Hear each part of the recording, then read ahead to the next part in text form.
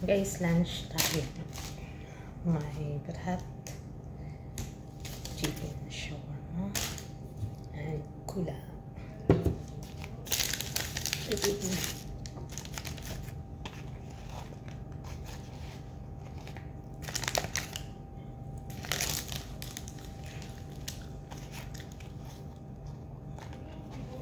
Kain tayo kasi magulo ang Pinas.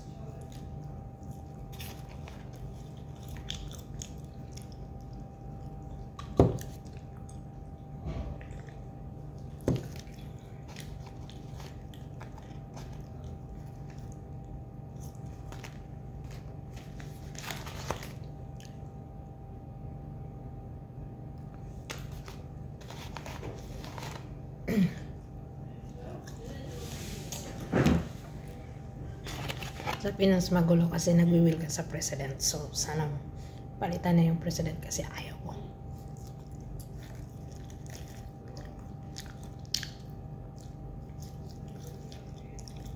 Kahit mga OFW naghihirap din. Kasi tumaas ang bilihin ng Pilipinas.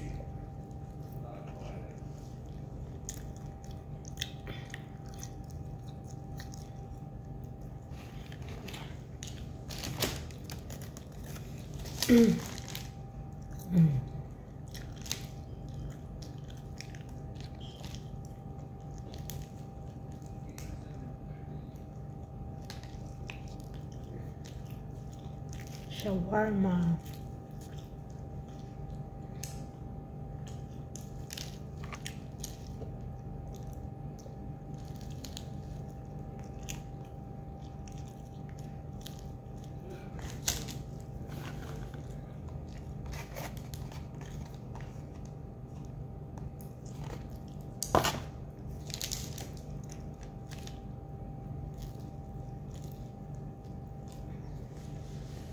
Sarap.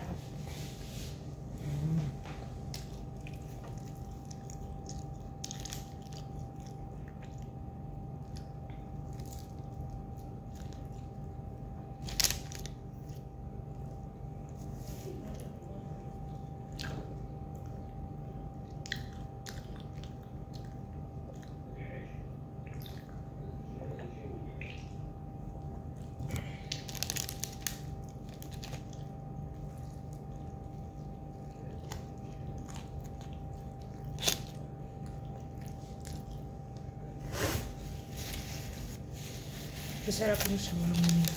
Sarap.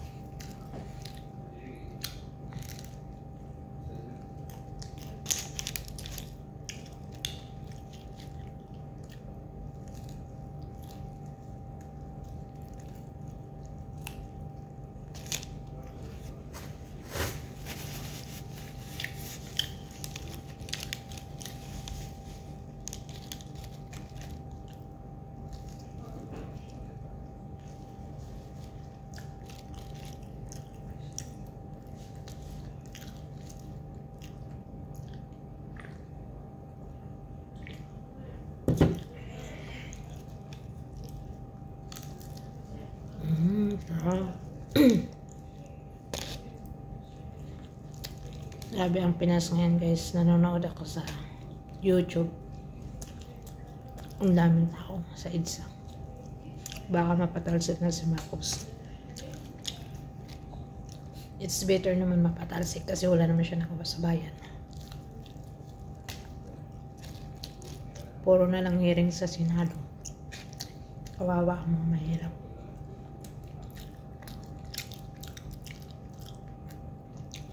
Ang mga Duterte pang pagbintangan na nagnakaw ng pera, ano pa yan?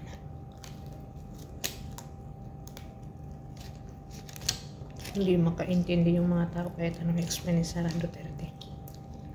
No.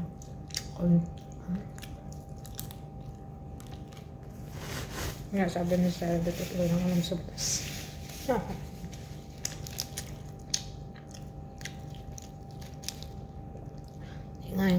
Ngayon nga na si Marcos.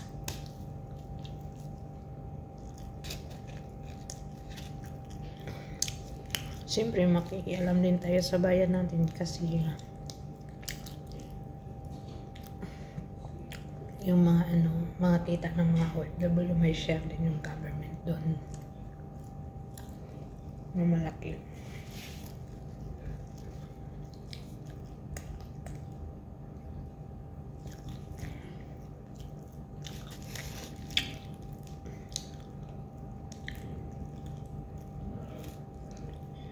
Uunlad na sana yung Pilipinas kung Duterte na kamahala.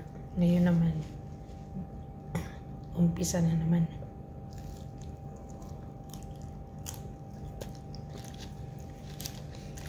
Yung build ni Duterte, kung tinuloy yun ni Marcos,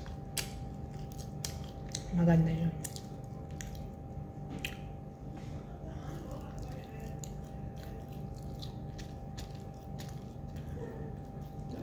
Pero wala eh. Puro na lang hearing. Kaya, naubos sa pamigay ng ayuda.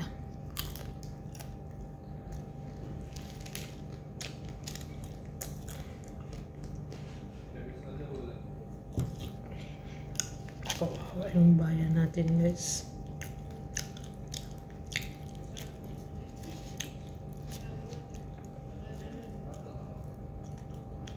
Daming nabudol.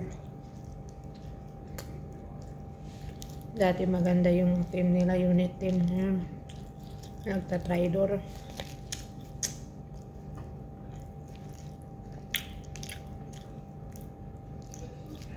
Akala nila guys na nanalo si Marcos nung hindi kay Sara. Pero sa totoo, dahil kay Sara nanalo si Marcos. Kahit nga bias yan, dati tumatakbo, hindi nga nanalo.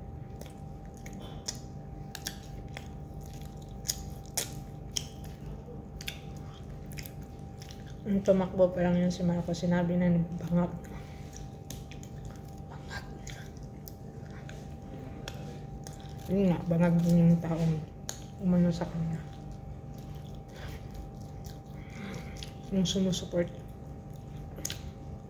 Hindi tinignan yung bayan, hindi ang pagkabangag.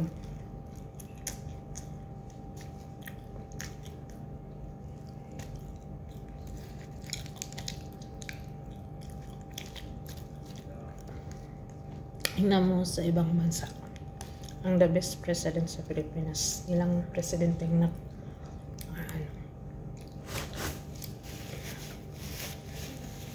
si Duterte.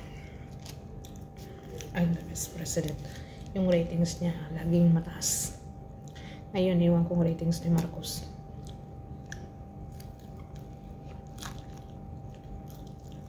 Baka baba. Tapos, pag pumunta sa ibang bansa, super parang artist. Daming nagpapapicture. Pero si Marcos, hindi ko nakikita maraming nagpapicture sa kanya. Only 1 to 30. Kahit matanda naming napapicture. Pero si Bangag kamot ulo lagi. Pag in-interview, sisihin pang na may bagyo.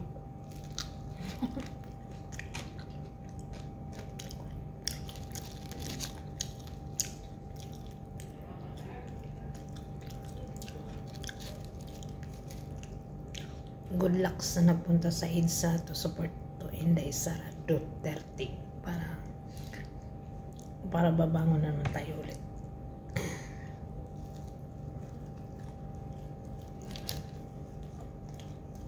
Akala nila mababagsak yung Duterte, nagkakamali sila sa kinalaban nila guys. Nagmukha silang tanga.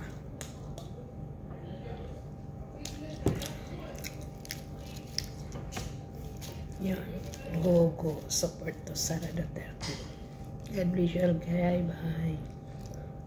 Kain na lang ako kasi may stress pa ako ni Marcos.